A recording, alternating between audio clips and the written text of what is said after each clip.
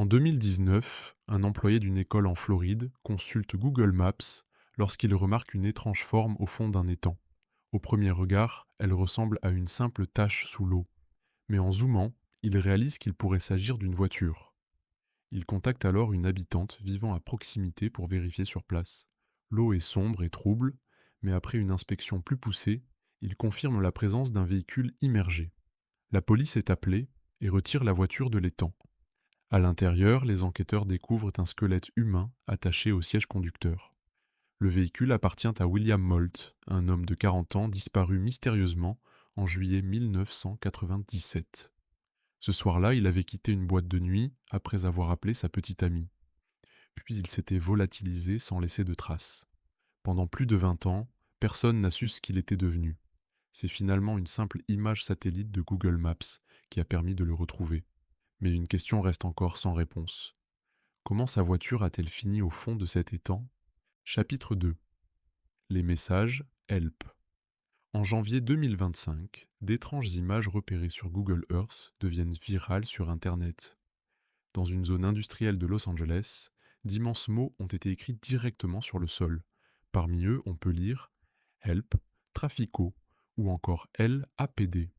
Très vite, les théories se multiplient. Certains internautes pensent que des personnes sont retenues prisonnières dans des tunnels souterrains et tentent de demander de l'aide. D'autres imaginent un réseau de trafic humain caché dans la zone. Les captures d'écran envahissent X et Reddit. Face à l'ampleur des rumeurs, un utilisateur nommé Laggy310 décide de se rendre sur place. Mais une fois arrivé, il ne découvre rien de suspect. Il commence alors à interroger les personnes vivant dans un campement de sans-abri, à proximité. Selon plusieurs témoignages, les messages auraient été écrits par un homme nommé José. Depuis des années, celui-ci aurait l'habitude de peindre des inscriptions étranges dans le secteur. Peu après, la société propriétaire du terrain, ainsi que la police de Los Angeles, déclarent n'avoir trouvé aucune preuve d'activité criminelle. Quelques jours plus tard, les messages disparaissent complètement. Le campement lui aussi est démantelé. Aujourd'hui, il ne reste plus qu'un terrain vide. Et personne ne sait ce qu'est devenu José, ni pourquoi il écrivait ces mystérieux appels à l'aide. Chapitre 3. Les hommes masqués du désert. En plein désert de Sonora, au Mexique, une voiture Google Street View a capturé une scène aussi étrange qu'inquiétante. Au milieu d'une route complètement isolée, 4 hommes masqués se tenaient immobiles, regardant directement la caméra. Lorsque les images ont commencé à circuler sur Internet, les théories n'ont pas tardé à apparaître. Certains pensaient bien qu'il s'agissait simplement de personnes participant à une tradition locale, comme la fête des morts mexicaine, où les costumes et les masques sont courants. Mais un détail pose problème. Selon Google Street View, la photo a été prise en avril, alors que la fête des morts se déroule en novembre. Les hommes avaient donc une autre raison de cacher leur visage. D'autres internautes ont remarqué que cette région est connue pour son histoire, liée au crime organisé. Rapidement, une théorie plus inquiétante a émergé. Certains pensent que ces hommes pourraient en être liés au cartel de Sonora, actif dans cette zone depuis des années. Personne ne sait réellement qui ils étaient, ni pourquoi ils se trouvaient là ce jour-là. Mais pour beaucoup, Google Street View aurait capturé un moment beaucoup plus sombre qu'il n'y paraît. Chapitre 4. L'attaque dans la rue. En 2014, une personne qui consultait des images des rues d'Édimbourg sur Google Street View a remarqué une photo si inquiétante qu'elle a contacté la police. À première vue, l'image semblait montrer un homme allongé face contre terre, tandis qu'un autre homme se tenait au-dessus de lui avec ce qui ressemblait à une hache à la main. Naturellement, les internautes ont pensé qu'une voiture Google avait capturé une véritable agression en passant dans la rue, et beaucoup se sont inquiétés pour l'homme au sol. Google Maps permettait de localiser précisément l'endroit où la photo avait été prise, ce qui a permis à la police britannique de savoir où se rendre. Les enquêteurs ont finalement retracé l'image jusqu'à un garage automobile. Mais lorsque les policiers sont arrivés sur place, ils ont découvert que la réalité était bien moins inquiétante. En août 2012, 2 mécaniciens travaillant dans ce garage avaient aperçu la voiture Google Street View circulant dans la rue et avaient décidé de lui faire une blague. L'un des mécaniciens s'est alors allongé sur le sol en faisant semblant de s'effondrer, tandis que l'autre a attrapé un outil et a pris une pose dramatique devant la caméra. La voiture Google a pris la photo, l'a publiée en ligne, et des années plus tard, Des internautes du monde entier ont cru qu'elle montrait une véritable attaque. En réalité, personne n'a été blessé. En 2013, une étrange image satellite prise aux Pays-Bas a commencé à circuler sur Reddit. On y voyait ce qui semblait être deux personnes traînant quelque chose vers l'eau, laissant derrière elles une longue trace rouge foncée sur un quai. À cause de la mauvaise qualité de l'image, beaucoup ont pensé qu'il s'agissait d'un corps. L'image est rapidement devenue virale et des milliers d'internautes ont cru à une scène de crime capturée par Google Maps.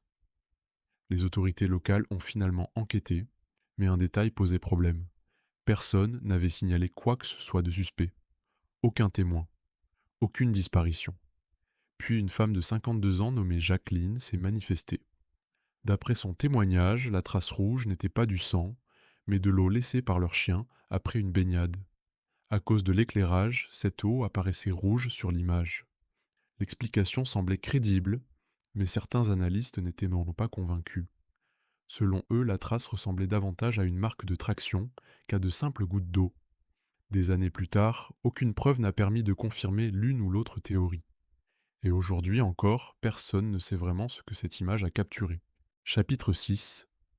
Le vol de la caravane. En juin 2009, un père de famille nommé David découvre que sa caravane a disparu de son allée après s'être absenté moins d'une heure. Malgré leur enquête, la police ne trouve aucun indice et l'affaire semble rapidement abandonnée. Mais 9 mois plus tard, en mars 2010, un événement inattendu relance l'enquête.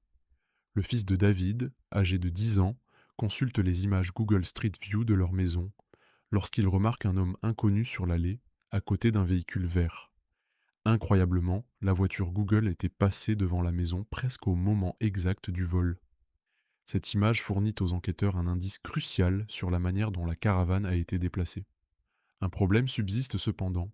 Google avait flouté la plaque d'immatriculation du véhicule. Les autorités parviennent finalement à obtenir les données originales, révélant la plaque ainsi que le visage du suspect. Grâce à ces informations, le voleur est identifié puis arrêté. Cette fois, une simple photo Street View, que la plupart des gens auraient ignorée, a permis de résoudre une véritable affaire criminelle. Chapitre 7. L'enquête policière. Dans la nuit du 14 août 2009, un jeune homme nommé Kevin Barrera perd tragiquement la vie près d'une voie ferrée à Richmond, en Californie. Ses restes sont découverts le lendemain matin par un passant et la police ouvre immédiatement une enquête. Malgré les investigations, aucun mobile n'est trouvé et l'affaire reste non résolue. Des années plus tard, le père de Kevin explore la zone sur Google Maps lorsqu'il remarque quelque chose de troublant. L'image satellite semble avoir été prise juste après le drame. Sur la vue aérienne, on distingue ce qui ressemble à des véhicules de police et des enquêteurs exactement à l'endroit où l'incident s'est produit. Après que la photo a attiré l'attention du public, Google finit par la retirer de la plateforme. Mais ce qui rend cette histoire particulièrement dérangeante, c'est que parmi tous les jours où l'image aurait pu être mise à jour, elle l'a été précisément le jour de la tragédie. Le secteur était déjà connu pour ses nombreux actes de violence, notamment aux abords des voies ferrées. Cette affaire est devenue l'un des rares cas où une véritable scène d'enquête aurait pu apparaître accidentellement sur Google Maps, visible par le monde entier. Chapitre 8. L'île hantée. Cachée dans les canaux près de Mexico, se trouve l'un des endroits les plus effrayants visibles sur Google Maps, l'île des poupées. Cette petite île est recouverte de milliers de poupées abîmées suspendues aux arbres. Toutes ont été accrochées par un homme nommé Julian, qui vivait seul sur l'île. Dans les années 1950, Julian aurait découvert le corps d'une jeune fille noyée près de l'île.